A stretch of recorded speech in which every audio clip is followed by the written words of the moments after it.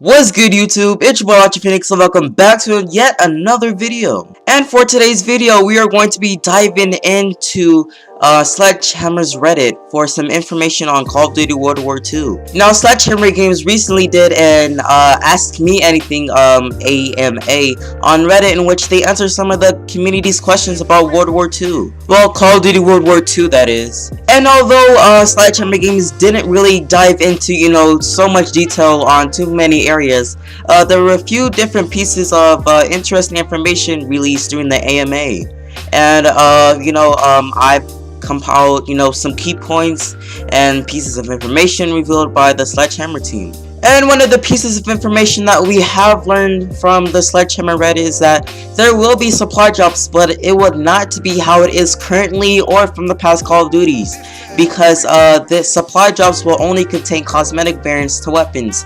Now, in recent titles, players have been able to unlock weapon variants through supply drops with different stats to the standard weapons and or just brand new DLC weapons, kind of like just buying supply drops, which will give an unfortunate pay to win field in those who chose to spend a lot of money on supply drops and unlock weapon variants, and it have caused a big in-game advantage to over those who chose not to, and this will not be the case with World War II. Now, I hope that they really keep their word, because it wouldn't be really right to add some crazy stuff to a war, especially that happened a very long time ago, and it just wouldn't really seem right to. So I like the step that Sledgehammer Games is going into, and I hope that they keep their word. And also, ranked play and game battles are going to be one of the most important components of the World War II feature set.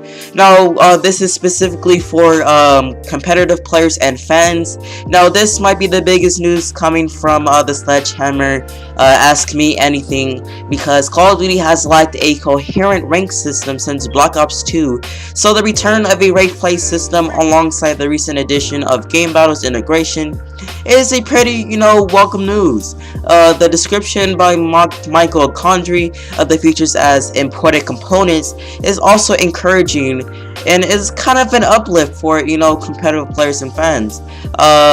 He also stated that more competitive news would be on the way coming later this summer, so keep on the lookout. And also, speaking of eSports, in response to another question about Sledgehammer's commitment to eSports for Call of Duty, Michael Condry stated that the team is going to be working closely with MOG and the players to figure out the best combination of maps and modes. And another thing that Sledgehammer has stated, it's kind of good and kind of bad. So Sledgehammer stated that the team were big PC gamers too, and are passionate about making that a good experience for the PC gamers, which will hopefully result in a better experience on a platform for which Call of Duty games have occasionally been lackluster.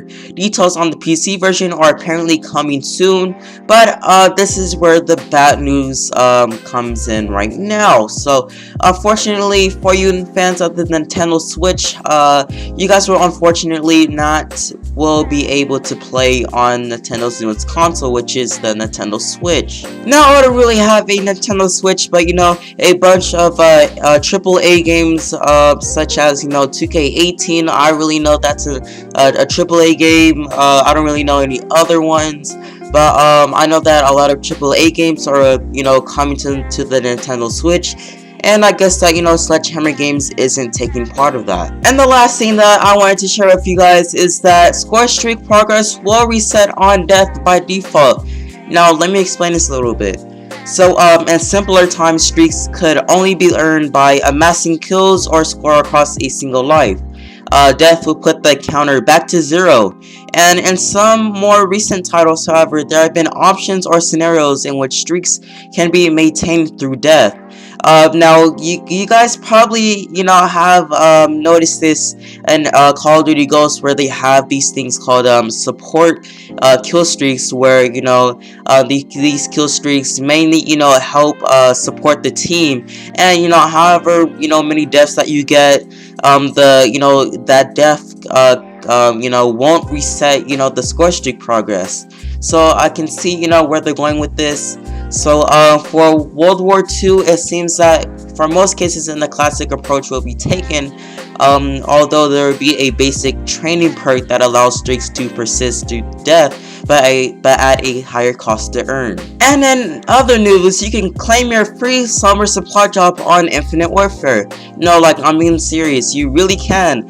With their Days of Summer package in the full swing. Now, if you guys do not know what the Days of Summer is, you guys probably don't know what I'm talking about, but it's basically this 5-week event that is going on right now. And it is started on June 27th, and the Days of Summer content will include a free supply drop to players every Monday, for a total of 5 opportunities to obtain new items in-game. The supply drop must be claimed before the Wednesday of that same week at 10 a.m. Pacific Standard Time in order for that player to attain the items. And also in Infinite Warfare, everything is double XP. I mean, everything is double XP, and it is also ending this Wednesday. The same thing is happening with MWR also, so if you're planning on playing MWR between June 30th and July 7th, you're in for a treat. So for that entire week, you'll be getting double XP and play a beach themed prop hunt and earn double depot credits. And that is unfortunately all the news that we have for today. If you guys have enjoyed the video, give it a like and subscribe for more awesome content. Again, this has been your boy Logic Phoenix,